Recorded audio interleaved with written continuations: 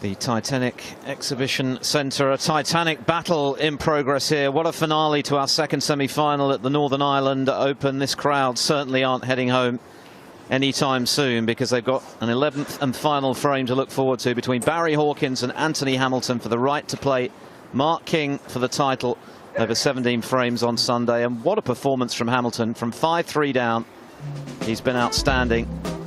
138, 74 and 97. He's outscored his opponent quite handsomely, but it's now just down to a single frame. Who's your money on here, Neil? Good question, that. It's a tough one, isn't it? I got the feeling it's going to go all the way to the colours, because I think the tension is getting a little too much. Barry Hawkins, I think he was in with a really fine chance in the previous frame, and in the last few frames, including in the ones he's won, but he's needed, I think he needed 5 chances in the previous frame that he actually won to go 5-3. Now, what a big cheer that is for Anthony Hamilton. He's made some friends this week.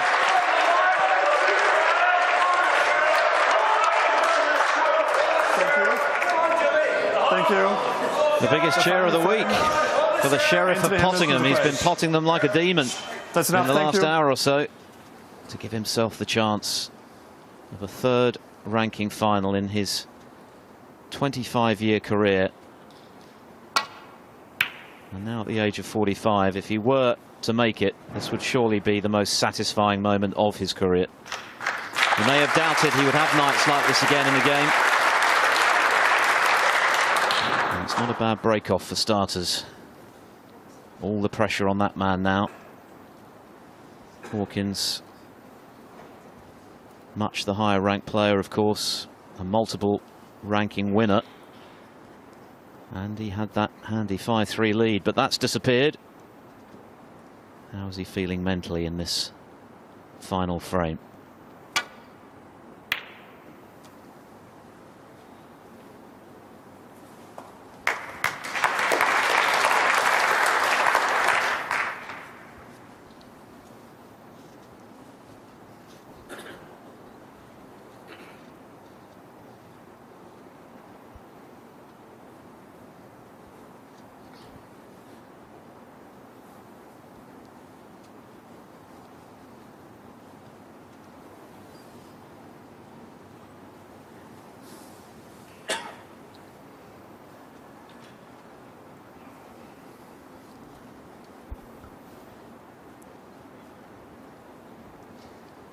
He shakes his head. I mean, he really shouldn't be in too much trouble. But I mean, he could try and get up in behind the green with the cue ball, but it's risky with the red just this side. And he hit it right.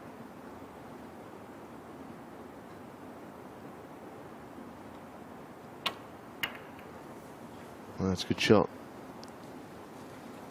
I think he's played that very, very well and very positively, because now that he's got the cue ball there, he's put some pressure on Hawkins. It's worth repeating that if Hamilton wins this frame, he'll be bagging more prize money from this tournament alone than he did in the whole of last season. £30,000 guaranteed to the winner. 70,000, of course, if you can go on to lift the prize. Mark King awaits the winner.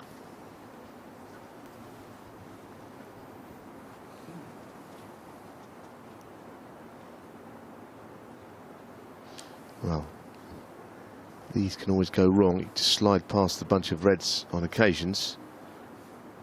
I would expect him to get it, but they can go wrong.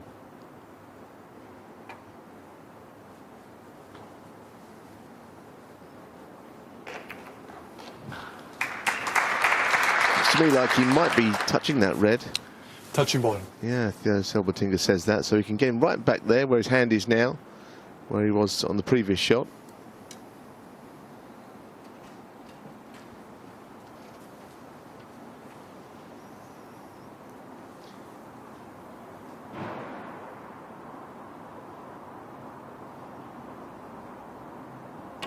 I think this is one of the great appeals of snooker, you know, late night deciding frame thrillers. It's what the game kind of thrives on, isn't it? Always has done. whether it be at the Crucible here in Belfast. Yes, there are a few sports that can rival the drama and excitement that snooker can generate in situations like this. We've had some wonderful nail biters down the years in all sorts of venues, and we could be in for another one right now. A test of nerve as much as skill when it's all down to the final frame. Bit of luck might come in handy as well at some point.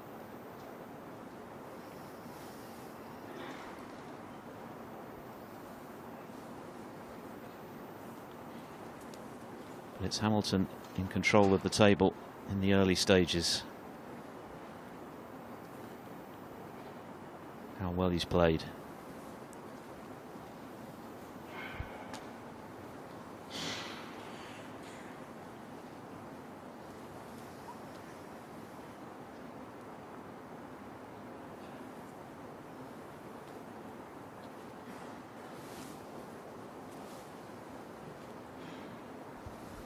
No surprise that Hawkins is deliberating over this one.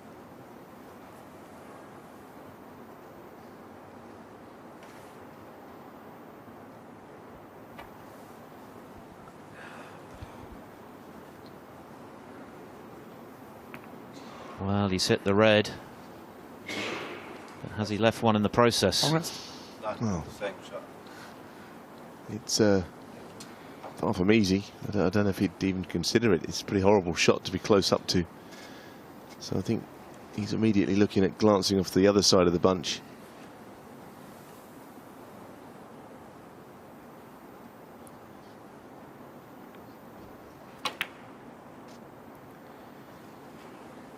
Well, what a match it's been. Thoroughly absorbing all the way through. Ronnie O'Sullivan, of course, watching back in the studio. Ronnie, what do you make of this? A terrific performance from Hamilton to get right back in it. Yeah, absolutely, absolutely. I think you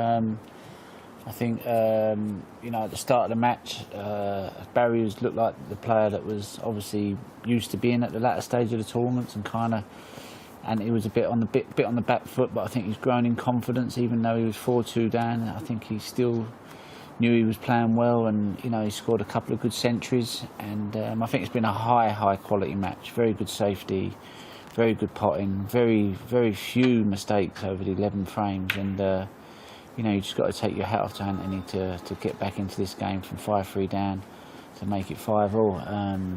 But well, it's a shame to see a loser really in this match, because I think they've both played a fantastic match, and yeah, I've enjoyed it. I've enjoyed watching them both out there fighting, you know. Yeah, and the margins are so fine, aren't they? Because in the previous frame, Hawkins was first in, just missed the cannon on the black. And of course, as a result of that, he lost position. He missed the black, which was very difficult then, and Hamilton did the business. But those are the margins, aren't they? Yeah, to be fair, I mean, if Barry does lose this match, he'll look back and think, well, that was a golden opportunity. That would be sort of how you know, if you was having a practice session at home, you think, right, I just want to clear the table to get my arm going, you would have spread the balls just like that. He played a fantastic black into the pack, had a choice of reds. You know, there was maybe 50-60 points there before he actually had to do anything. So that could be playing in the back of Barry's mind, because when you get a chance like that to close out the match and you don't do it, sometimes the snooker gods never forgive you. And you know, so for that reason, I would probably just slightly favour Anthony, because this game has a funny way of kicking you in the teeth if you don't take the one fantastic chance you do get. And as you can see there, he's plumb in here. Thanks, Ronnie. Well, that is a big mistake from Hawkins, isn't it? And what an opportunity this is for Hamilton to build a sizable lead in the decider.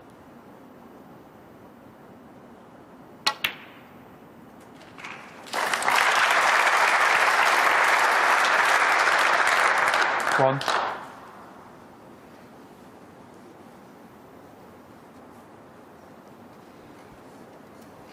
Winner of this Northern Ireland Open gets £70,000, and looking through all of Anthony Hamilton's career, his biggest prize actually was not either of those two finals he lost in, was the 1999 Masters, because he was a top 16 player then. That's why he was in the Masters. £40,000, beaten semi-finalist. So a very good chance for him to overcome that. And of course Mark King 6. waiting in the final. It would be his biggest payday as well. Foul. Wow, he's Anthony feathered. Hamilton 6. Goodness Barry me. Hawkins 4. What a thing to happen. Oh no, he's feathered the cue ball. Well, well, can't believe it. Well, we're entirely neutral here, of course, in the commentary box, but I kind of hope that Anthony Hamilton doesn't lose this match as a result of that brain freeze. Well, there's every chance he will. He might never recover. Goodness me, what a time for that to happen. 1. That is unbelievable. He'll be going through pure torture right now.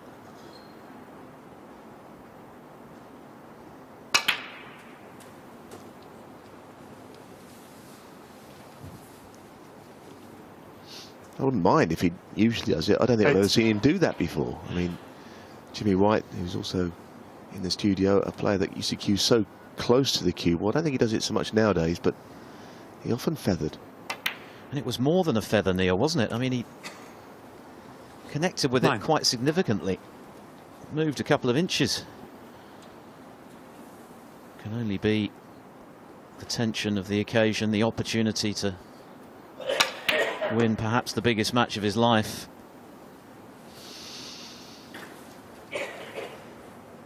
Well, things are 11. very tense now. A wry grin, 12. but he won't be smiling inside. Every one of these balls, these points that Barry Hawkins is accumulating, causing Hamilton serious pain.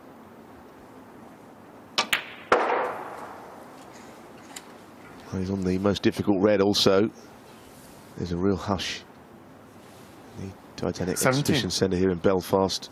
You can hear a pin drop because it is really such a tight finish. Don't think they can believe what they've just seen. I'm sure Hawkins couldn't believe it either, sitting in his chair and 18. perhaps beginning to wonder whether it was not going to be his night. Well, he's been given the chance to make it so in the most unusual fashion.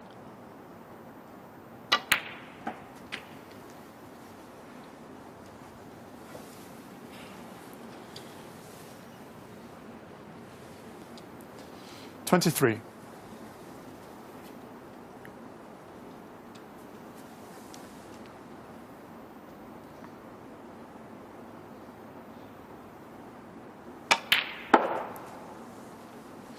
$24.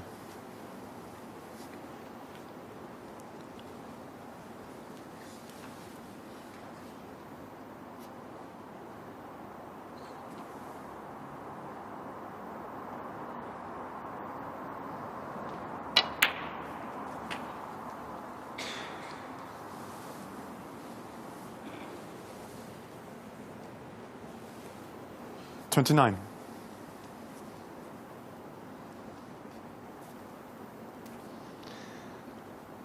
Choice of reds here. The reds on either side of the pink are available.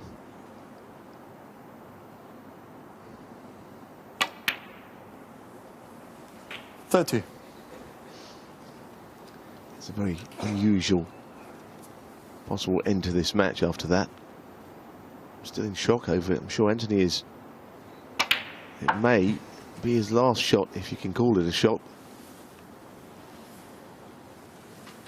Well, it's one thing to miss an easy ball when you've got a chance to win a match 36. of this magnitude, but to not even make it to the attempted pot. And here it is again. And look how much the cue ball moves there. Well, not quite 2 inches, but it can only be nerves, Neil. Well, he's got a long flowing cue action, but at the last moment he does, you know, move those little waggles very close to the ball itself. But like I say, I'm sure he does feather the cue ball, but I've never seen him do it before. What a time. 37. Barry Hawkins just has to be ruthless and make full capital of this unexpected chance that he's got. Well, there's a bit of an angle there. I'm sure he can just use the pocket slightly, put it into the left side as we look. Yeah, that's a good shot.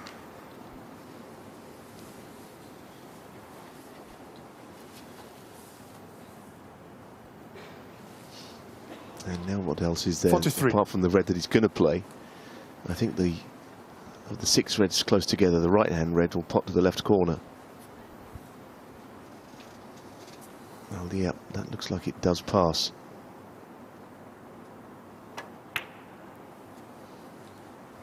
$44. What kind of angle on the black? I think marginally off straight. That is not a good shot that he played on the red. 42 in front, 75 left. Well, that's a good recovery.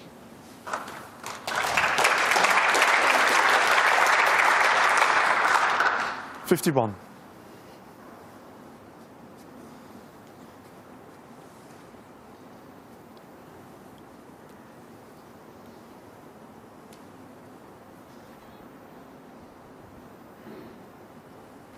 Now, does he try to avoid the 5 reds in potting this, or does he try to hit it with a bit of top and dislodge 1 or 2? Because he has to pot more balls than just a red and a colour. Difficult decision. What he mustn't do is forget about the pot in worrying about position.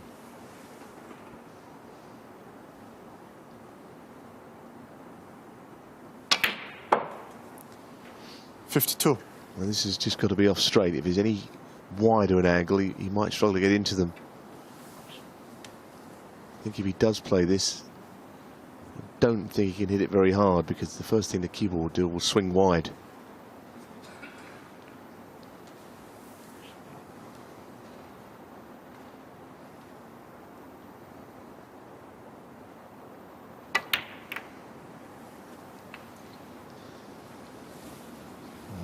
Well, that's not a certainty. Needs a red colour from there.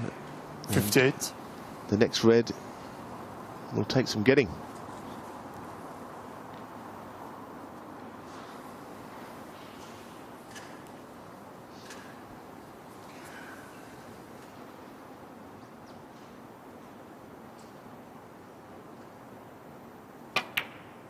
And he's got it. Cue ball coming out into open play. 59. Well, any colour, surely he'll just, rather than worrying about getting on the next red, he'll just pop what he can. The green or the brown, maybe punch the brown in, and then there's too many in it. Until then, that man can still win, but it's a very slender hope that he's got.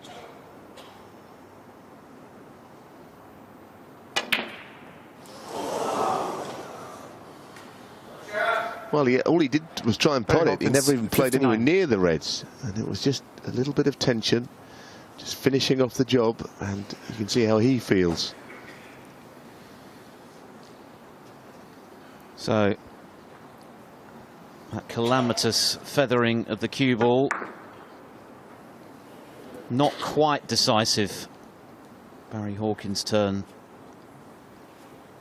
to suffer a little, although he is still in a very strong position in this decider. 57 in front, but 59 remain on the table. He only needed that green to leave Hamilton requiring a snooker. Surprised you never thought about the brown, actually. But, there you have it. Seems an easier shot to me. I mean, he could have left himself on the bottom red if he'd have missed. Where's the cue ball? Ooh. Well, the cue ball actually is doing very well in the end.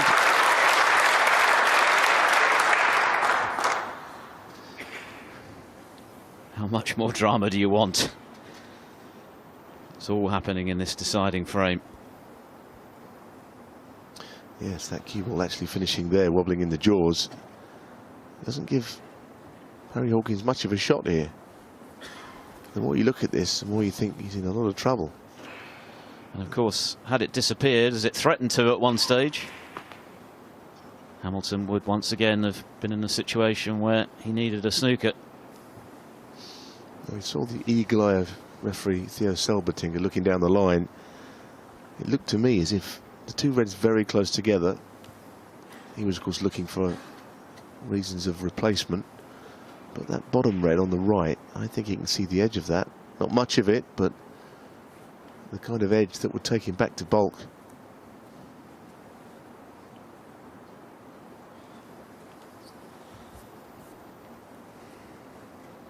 Well, the pain he'd have been experiencing from feathering the cue ball, not quite as acute now, because at least he has still got some semblance of a chance in this final frame to turn it around.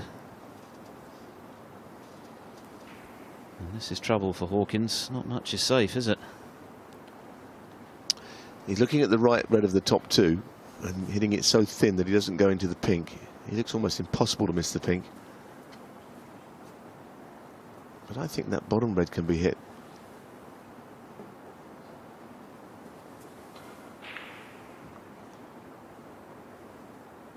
Well, if he's playing the top red, it's got to be mighty thin. Oh, goodness me, that is surely... Is that a fluke? No, clearly not. He's celebrating like he went for it. Yeah, I don't think you'd have had that reaction. Well, he never looked at the potting angle. He said, great shot with a smile on his face. Extraordinary. Yeah, I'm not sure whether it was said with some irony. Perhaps Anthony not so certain it was intended, but I don't think Barry would have reacted in that way had he not meant to go for it. Only he knows. It's one in the match, though. What an extraordinary end to this match. A thoroughly peculiar end, really. Yeah, and I feel really sorry for Anthony Hamilton. Maybe the dream is never going to come true for him after what we've seen tonight, because he had that final where he was 8-5 up against Mark Williams. 12. And then the chance to get to another one has gone. There's no doubt he'll be having nightmares about the now infamous feathering of the cue ball. But there's the handshake. Barry Hawkins, well, you saw what it meant to him. He nearly broke his knuckle in celebration, having potted the red when he looked in all kinds of trouble. But he's through to face Mark King in the final. He's beaten Anthony Hamilton in a thriller, 6-5.